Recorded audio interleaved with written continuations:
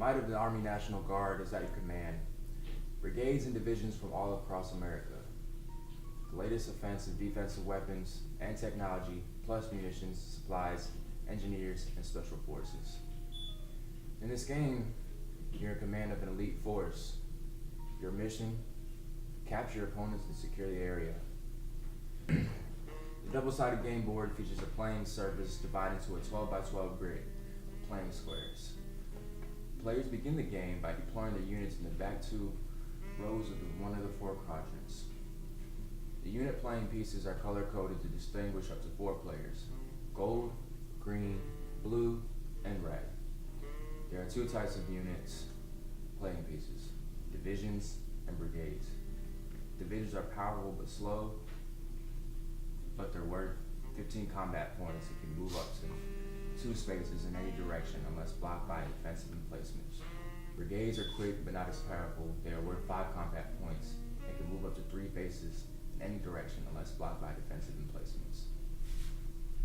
There are 25 defensive emplacements game pieces that may be displayed before or during a game. The player may use a defensive emplacement card to deploy a defensive emplacement game piece any square adjacent to any of their units. Moving on to the playing cards. There are 92 playing cards in the game deck. Players draw a card from the game deck at the end of the turn. The player may not begin their turn with no more than 3 cards in their hand. Units may only move in a straight line, either up, down, left, right, or diagonally. Divisions may move up to 2 squares. Brigades may move up to 3 squares. Units have a combat point value. Divisions are worth 15 points. Brigades are worth 5 points. The points are used to determine the victor in a combat engagement. The unit with the most points wins and captures the opponent's unit. The victor keeps the losing unit for purposes of scorekeeping. When playing the game, the first must assign units. In a 2-player game, there will be 4 divisions and 7 brigades each. In a 3-player game, there's 3 divisions and 6 brigades each. In a 4-player game, there's 3 divisions and 5 brigades each. Next, you have to deploy units. Players begin the game by choosing one of the game board quadrants as their home base. Units may initially be deployed in any configuration in the rear 2 rows of the quadrant. Combat engagements. To attack an opponent, the player moves an attacking unit into the same square as an opponent's unit.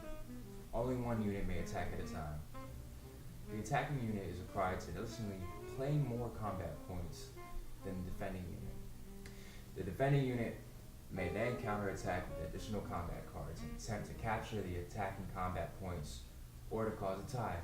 Combat is over when one player refuses or is unable to play more points or is removed from the playing square through the use of an airlift, retreat, or forced retreat card. Winning the game. The first player to capture the required number of units wins the game. The number of units that must be captured to win the game is dependent on the number of players. 2 players, all units must be captured.